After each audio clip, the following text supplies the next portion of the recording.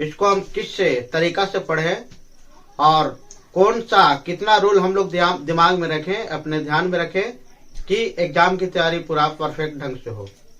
तो इस तरह से हम देखते हैं कि आजकल हम लोग एग्जाम की तैयारी करते हैं तो उसमें हम कोई सिस्टम या कोई अच्छे तरीका का नहीं अपनाते हैं, तो बाद में हमें अफसोस आता है कि सब्जेक्ट में कम नंबर आया।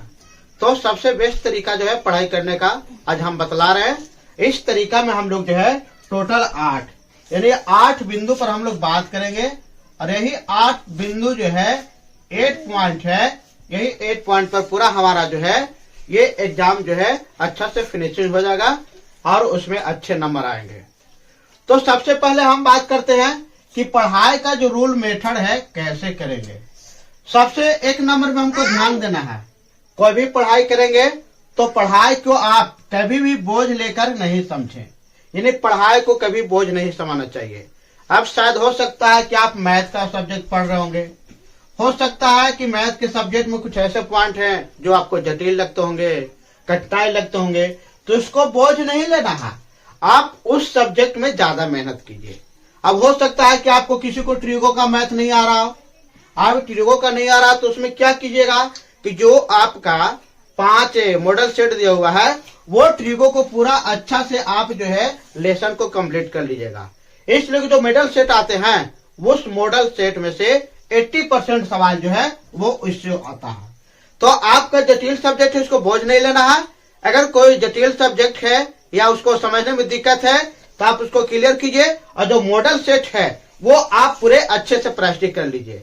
इसलिए कि आप समय आपके पास कम है, फरवरी में एग्जाम होने वाला है, तो ये मॉडल सेट ही से अच्छा से आप कवर कर सकते हैं और पूरा ये फिनिशिंग कीजिएगा तो 80% से एवं सवाल जो उसी से टच रहते हैं। तो हम उम्मीद करते हैं कि जो भी आपका जटिल सब्जेक्ट होगा उसको बोझ नहीं लीजिएगा और सिर्फ आप मॉडल सेट पर अच्छे से प्रैक्टिस कर लीजिए, बाकी आपका जो है एग्जाम बहुत अच्छा से जाएगा। तो ये आपको दिमाग में रखिए, अगर आप बोझ समझिएगा पढ़ाई को तो ये पढ़ाई जो है बोझ समझिएगा तो एग्जाम के समय में ये आपको माइंड पर, हमारा दिमाग पर ये खराब असर करेगा और वही खराब असर के कारण हम लोग जानते भर में भी एग्जाम में गलत बना लेते हैं। तो पहला पॉइंट आपको क्लियर हो चुका है कि कोई भी सब्जेक्ट को हम लोग बोझ नहीं लेना है। अगर वो सब्जेक्ट जटिल है, समझने में दिक्कत है या कोई कंफ्यूजन है तो क्लियर कीजिए और मॉडल सेट पर आप अभी ज्यादा ध्यान दीजिए, इसलिए कि इतना में नया चीज पढ़िएगा तो वो थोड़ा सा उलझन में डाल देगा और फिर अगला परफॉर्मेंस जो है उसको सही से नहीं होने देगा या फिर अगला जो आपको पढ़ाई है वो बाधित होगा। तो अब सिर्फ यही काम करना है। दूसरा आपको है एक लक्ष्य चुने। अब हम लोग क्या करते हैं कि ये लक्ष्य चुनने का मतलब है कि आप पढ़ाई कर रहे हैं तो ये आपको एक लक्ष्य चुनना है कि हमको 90+ एवं लाना है। अब उस लक्ष्य में देखेंगे कि जो भी हमारा मॉडल सेट है या 10 वर्ष पीछे का क्वेश्चन है वो पूरा कवर कर लीजिए, बाकी आप आलतू फालतू पढ़िएगा तो उसमें आपको टाइम भी वेस्ट होगा और क्वेश्चन एग्जाम में कम आएगा। तो अगर 10 वर्ष का आपका प्रीवियस क्वेश्चन आप कंप्लीट कर लेते हैं तो 100% है कि 90+ आपका नंबर आ ही जाएगा।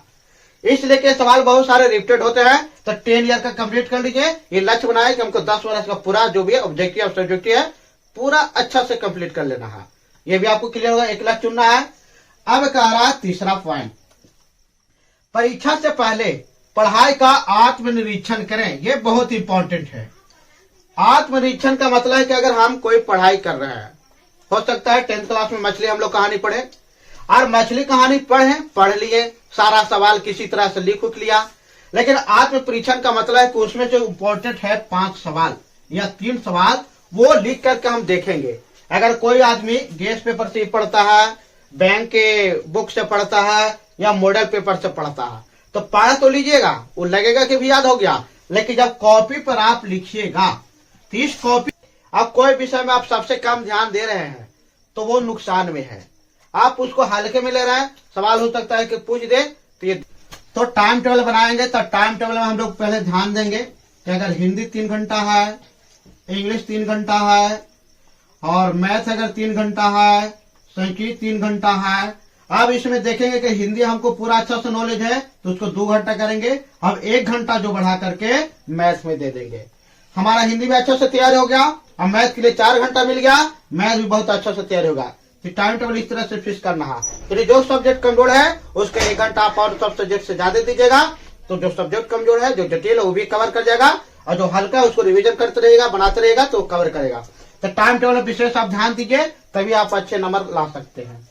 अगला है पॉइंट, किसी भी विषय वस्तु को समझने में शर्माना नहीं चाहिए। शर्माना का मतलब है कोई चीज हमको थ्योरम नहीं समझ में आ रहा है और हम लोग क्लास में गए पूछने में शर्मा रहे हैं, कोई किसी दोस्त का आ रहा है उससे जानने में हम लोग शर्मा रहे हैं, तो ये बहुत दिक्कत है। इसलिए अगर कोई भी चीज आपको कोई भी कंफ्यूजन है तो आप अपने टीचर से या दोस्त से या घर को कोई भी आपके पढ़े लिखे हैं गार्जियन रूप में, तो आप उनसे बेहिचक से पूछिए। अगर ये बेहिचक से नहीं पूछते हैं, नहीं समझते हैं, हो सकता है वही सवाल एग्जाम में आ जाए, तब फिर तो आपको बहुत बड़ा कंफ्यूजन हो जाएगा और नंबर आपका जो है वो कम आने देगा। और फिर जानवे करते हैं कि नंबर कम आएगा तो सब दिन पछताना पड़ेगा। तो कोई भी चीज सीखना या समझना है तो शर्म नाम की चीज हटा दीजिए। कभी ये मत सोचिए कि अगला आदमी हमको कमजोर समझेगा या फिर हमको पढ़ाई में पिछड़ा समझेगा, ये सब मतलब नहीं है। तो जो ये शर्म हटा दिया, सब कुछ जानने के लिए अपना जो है ये शर्म छोड़ दिया, सबसे अच्छा जगह पर सबसे अच्छा से तैयारी करेगा और सब कुछ उसको जानकारी रहेगा। एक और छठा पॉइंट में देख रहे हैं, अभ्यास समूह में करना चाहिए। हम लोग क्या करते हैं, सेट मार लिए 50 में, कोई कहता है कि हम 40 को सही है। अब वो 40 को सही हो सकता है कि हम ग्रुप में हमारे सेट मारे तो 40/50 होया, कोई हो सकता है कि 45/50 ला दे। ग्रुप में मारे तब ना हमको समझ में आएगा कि वो हमसे भी बहुत आगे स्टूडेंट है, हमसे भी एक्सीलेंट स्टूडेंट है, तो हम ज्यादा मेहनत करेंगे। इसलिए आप जब तक ग्रुप में नहीं बैठेगा आपका औकात जो पढ़ाई में है समझ में नहीं आएगा। आप कितना नंबर में है रैंक में ये भी नहीं समझ में आएगा। तो इसलिए आप ग्रुप में मारिएगा तो बहुत बड़ा कंफ्यूजन जो है ये दूर हो जाएगा कि हम कितना पानी में है। तो अपना हैसियत पढ़ाई में जांचना है तो समूह में जरूर वर्क करें और समूह में कीजिएगा तो उत्साह मिलेगा, आप और एक्सीलेंट हो जाएगा, आपके पढ़ाई में निखार आ जाएगा। अब इसके बाद करा हमेशा मनोरंजन के साथ साथ समझे।